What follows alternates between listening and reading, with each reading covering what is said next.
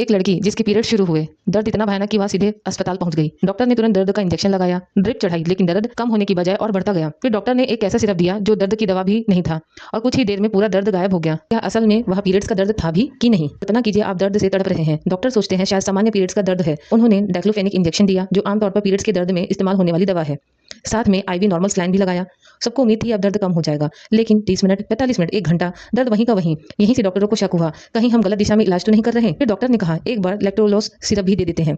दर्द की दवा नहीं, कोई इंजेक्शन नहीं, सिर्फ कब्ज का सिरप। कुछ देर बाद गैस निकली, मल पास हुआ और मरीज ने कहा अब दर्द लगभग खत्म हो गया। यहीं पर पूरी कहानी पलट गई। अब सवाल, अगर दर्द पीरियड्स का था तो कब्ज की दवा से आराम कैसे मिला?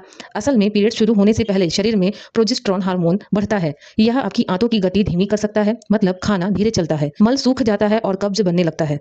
फिर पीरियड शुरू होते हैं। प्रोस्टाग्लैंडिन्स नाम के रसायन गर्भाशय को सिकोड़ते हैं। कुछ लोगों में इनका असर आंतों पर भी पड़ सकता है। अब सोचिए, एक तरफ गर्भाशय की ऐंठन, दूसरी तरफ कब्ज, तीसरी तरफ फंसी गैस, तीनों मिलकर ऐसा दर्द पैदा कर सकते हैं कि व्यक्ति समझे ये तो सबसे भयानक पीरियड्स है। जबकि दर्द का एक बड़ा हिस्सा आंतों से भी आ रहा है। डाइक्लोफेनिक क्या करता है? यह गर्भाशय की ऐंठन और सूजन कम करने में मदद करता है, लेकिन अगर आंतों में गैस और सख्त मल ही दर्द की मुख्य वजह हो तो दर्द की दवा असल समस्या तक पहुंच ही नहीं पाएगी। यानी इलाज सही था, लेकिन बीमारी पूरी तरह वही नहीं थी जैसे पहला समझा गया। लेक्टोलोस ने क्या कमाल किया? लेक्टोलोस कोई पेन किलर नहीं है, यह एक ऑस्मोटिक लैक्सेटिव है। यह आंतों में पानी खींचता है, सख्त मल को नरम करता है, आंतों की गति बढ़ाने में मदद करता है और जैसे ही मल आगे बढ़ता है फंसी हुई गैस भी बाहर निकल जाती है, दबाव कम होता है और दर्द भी काफी कम हो सकता है। यानी दर्द नहीं बल्कि उसकी एक महत्वपूर्ण वजह कम हुई। हर बार ऐसा मान लेना खतरनाक हो सकता है। अगर हर महीने इतना दर्द हो, बार बार अस्पताल जाना पड़े, दर्द की दवा भी काम ना करे, तो इसे सिर्फ नॉर्मल पीरियड्स कहकर नजरअंदाज मत कीजिए। डॉक्टर कभी कभी जांच की सलाह दे सकते हैं, जैसे पेल्विक अल्ट्रासाउंड, जरूरत पड़ने पर एमआरआई, ताकि एंडोमेट्रियोसिस या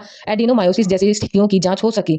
अगर कब्ज और गैस बार बार रहती है तो गैस्ट्रोलॉजिस्ट से मिलकर आईबीएस जैसी समस्याओं का मूल्यांकन करना भी जरूरी हो सकता है। एक और महत्वपूर्ण बात, हर तेज पेट दर्द का कारण सिर्फ कब्ज या पीरियड्स ही नहीं होता।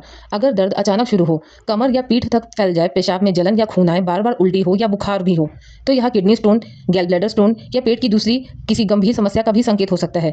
ऐसी स्थिति में घर पर दवा लेने के बजाय तुरंत डॉक्टर से मिले और जरूरत पड़ने पर अल्ट्रासाउंड या अन्य जांच कराए। याद रखिए, दर्द शरीर का अलार्म है, उससे सिर्फ दबाइए मत, उसकी वजह भी जानिए। अगर आपको हर महीने ऐसी परेशानी होती है तो तैयारी पीरियड शुरू होने से पहले करें। फाइबर युक्त भोजन खाइए, खूब पानी पीजिए, हल्की वॉक कीजिए, पपीता और फल शामिल कीजिए। गैस बनने वाली चीजें जैसे राजमा, छोले, गोभी और तला भुना भोजन पीरियड्स के आसपास कम करें और डॉक्टर की सलाह ले तो लेक्टोलोस जैसी दवा पहले से ही शुरू की जा सकती है ताकि कब्ज भी ना बने।